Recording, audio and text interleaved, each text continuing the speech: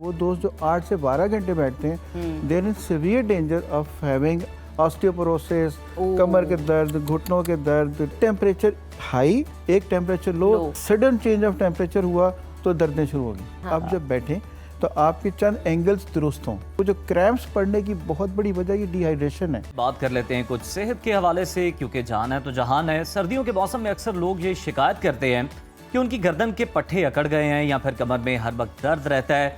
माहिरीन का कहना है कि मोबाइल और कंप्यूटर इस्तेमाल करते हुए एक खास जाविये पर गर्दन को झुकाए रखना भी आपकी गर्दन और कमर में तकलीफ का सबब बनता है। बिल्कुल, न्यूयॉर्क में होने वाली एक रीसेंट रिसर्च आपके साथ शेयर करते हैं, जिसमें बताया गया है कि जब लोग मोबाइल स्क्रीन को देखने के लिए अपने सर को मामूली सा आगे की तरफ झुकाते हैं तो उनकी गर्दन और रीढ़ की हड्डी पे 60 पाउंड्स का दबाव बढ़ जाता है। मोबाइल और कंप्यूटर हमारी रोज़मर्रा ज़िंदगी का एक लाजमी हिस्सा बन चुके हैं, लेकिन हम इसका इस्तेमाल किस तरह करें, अपने बॉडी पॉस्चर को किस तरह दुरुस्त रखें कि अगर हमें दर्द निकल आए तो उससे छुटकारा कैसे हासिल करें, ये आज के शो में हम डिस्कस करेंगे। और आपको भी बताएंगे कि कौन सी एक्सरसाइजेज हैं जो कि बड़ी बेनिफिशियल हैं इस पेन से रिलीफ पाने के लिए। तो हमारे साथ मौजूद हैं इस वक्त पेन मैनेजमेंट कंसल्टेंट हैं और डॉक्टर शहजाद करीम भट्टी उनका नाम है। और सर वेलकम करते हैं आपको। सबसे पहले तो डॉक्टर साहब ये बताइएगा कि सर्दियों में हमें ये बड़ी शिकायत सुनने को मिलती है। लोग कहते हैं जनाब गर्दन के पट्टे अकड़ गए हैं, कमर में दर्द है।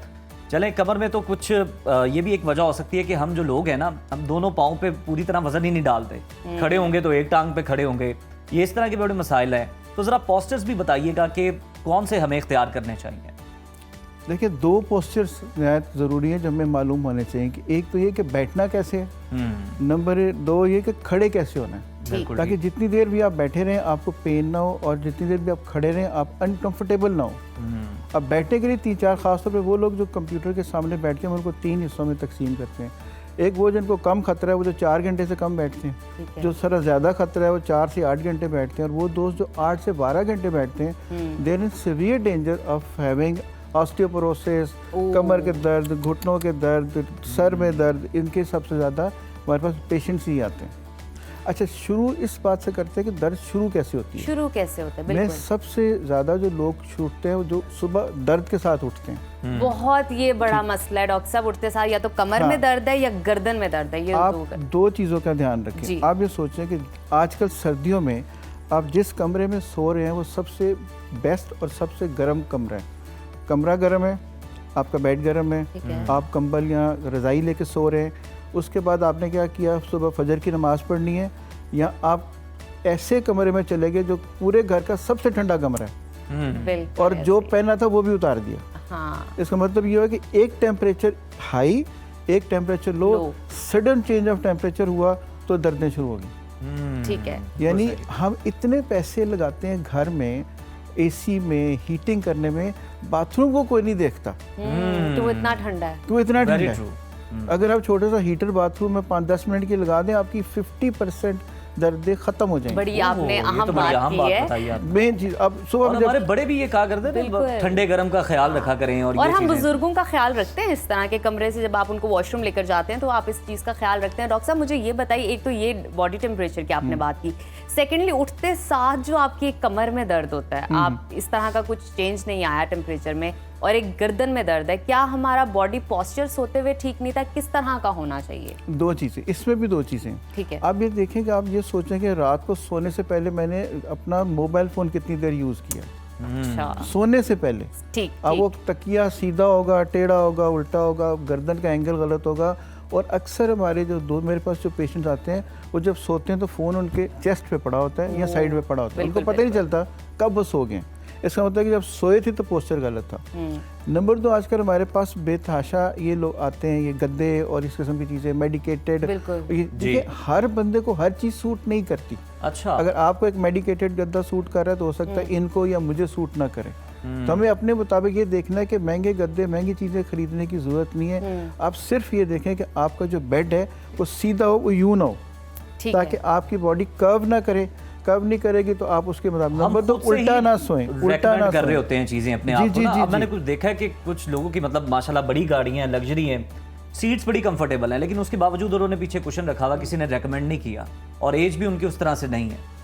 यू नेवर नो किसको क्या प्रॉब्लम है, उनको रखने में खैर कोई फ़र्क नहीं पड़ता। अच्छा, बैठने में सबसे ज़रूरी चीज़ ये है कि आप जब बैठें तो आपके चंद एंगल्स दुरुस्त हों। ठीक है, जैसे कि? मसलन आपकी जो हिप है और नी ये 1 डिग्री में होने चाहिए, नी थोड़ा सा बेंड होने चाहिए। जब आप सामने कंप्यूटर रखें तो आपकी एल्बोज जो हैं और आपके जो कंप्यूटर है वो एक लेवल पे होना चाहिए। ओके। आपकी आई लेवल और कंप्यूटर का लेवल भी एक होना चाहिए।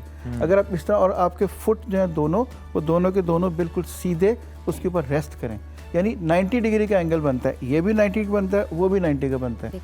और आपकी जो ये जो जैसे आप बैठे हैं आप, तो आपके कम से कम 3 फिंगर जो हैं इससे पीछे आपके बीच में फासला होना चाहिए, ताकि आपका जो घुटने की बैक है वो आपकी सीट को टच ना करे। डॉक्टर साहब कितनी देर तक टांग पे टांग रख के हम बैठ टांग पे सकते हैं? टांग रख के तो बैठना सबसे कम चाहिए। इसे हाँ, इसको हम कहते हैं नहीं हमारे लिए तो ये वो नहीं, वाली वजह बात बताता हूँ। होगी, इसको 2 घंटे हम ऐसे नहीं, बैठते इसको हम कहते हैं क्रॉस लेग्स। ठीक है। क्रॉस लेग्स में क्या होगा कि आपकी जो सर्कुलेशन है वो कम होना शुरू हो जाती है। तो सब चेंज कर लें ये फिर। उसका हल है ना, आप जी। उठें थोड़ी देर के बाद, जैसे आप बीच में आपको वक्फा होता है, ठीक है। अगर आप उठ सकते हैं तो एक चक्कर लगा के आके बैठ जाएं, कुछ नहीं ओके, होता। फिर ठीक है। इसी तरह वो लोग जो लॉन्ग ट्रैवलिंग करते हैं, 2 तरह की ट्रैवलिंग है। सपोज एक बस में या गाड़ी में, जी। उनका तो जहाँ पे भी आपको वक्फा मिलता है नीचे उतने चक्कर लगा के बैठ जाए।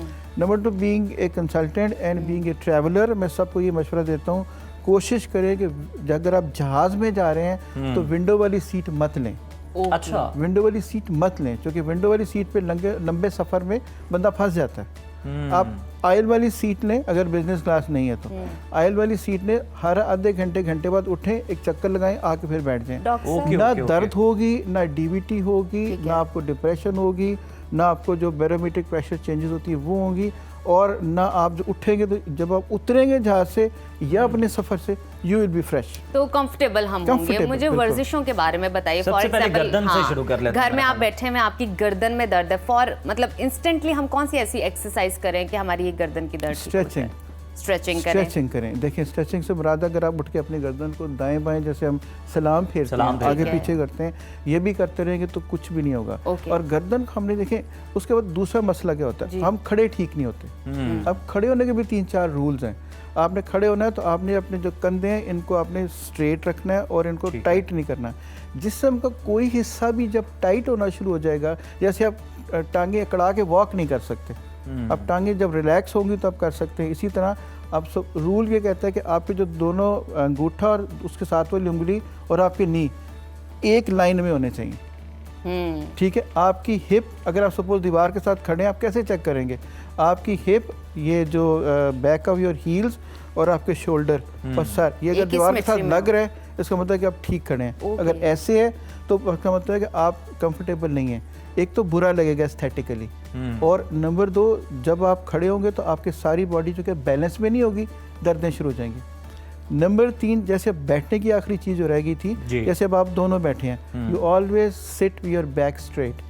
अगर आपकी कमर सीधी है, आपके दर्द होने के चांसेस और कम हो जाएंगे। अच्छा, तो छोटे छोटे रूल्स, आप बिल्कुल ठीक बैठे, बड़ी आप अच्छी बिल्कुल आपने ठीक बात बैठे। बताई है। तो ये हमें चलें, सिखाया शुक्र है जाता हम सही बैठे हैं। बिल्कुल ठीक बैठे। अच्छा इसलिए डॉक्टर साहब, सर्दियों में ये भी बड़ी हमें सुनने को मिलती है कि प्लेन लोगों से कि जनाब टांगों में क्रैम्प्स पड़ गए हैं, ये हो गया, ये इसका क्या मसला क्या है, वजह क्या है और हल क्या है इसका? 2 वजह जी। मेन चीज़ ये है कि सर्दियों में बैरोमेट्रिक प्रेशर चेंज हो जाता है। इससे क्या होता है कि हमारे घुटनों के अंदर अल्लाह ने एक मादा बनाया है जो उसको लुब्रिकेट करता है। वो जमना शुरू हो जाएगा। जब जमेगा तो फिर मूवमेंट कम होनी शुरू हो जाएगी। नंबर 2, अब ये सोचें कि सर्दियों में हमारी फिजिकल एक्टिविटी कितनी कम हो जाती है। फिर उसके बाद हम सर्दियों की चीज़ें खाना शुरू करते हैं, जिसमें हलवे भी हैं, जिसमें मछली भी है, जिसमें तली हुई चीज़ें भी हैं। इससे मतलब आपकी एक्टिविटी कम होगी। डॉक्टर साहब, हलवा जात वाले पहले ही हमसे बड़े नाराज हैं। हाँ, नहीं, ये चीज़ें ज़रूरी हैं। और सबसे जो खतरनाक चीज़ है मैं आपके साथ शेयर करना चाहता हूँ, वो है पानी की कमी। That is dehydration. ठंड इतनी होती है, पानी पिया ही नहीं जाता, लोगों की यही कंप्लेन है। सबसे ज़्यादा ज़रूरी है, आपने हीटर लगाया हुआ है, हीटर से डिहाइड्रेशन हो रही है, आपके जिस्म में से पानी निकल रहा है और आपको पता ही नहीं लग रहा, और आपके वो जो क्रैम्प्स पड़ने की बहुत बड़ी वजह ये डिहाइड्रेशन है। अगर आप पानी पीते रहेंगे अपने कमरे में, अगर आप हीटर भी लगाया हुआ है तो कोई ह्यूमिडिफायर नहीं रख सकते, तो एक थोड़ी तसले में पानी डाल के रख दें। अच्छा, हीटर के आगे?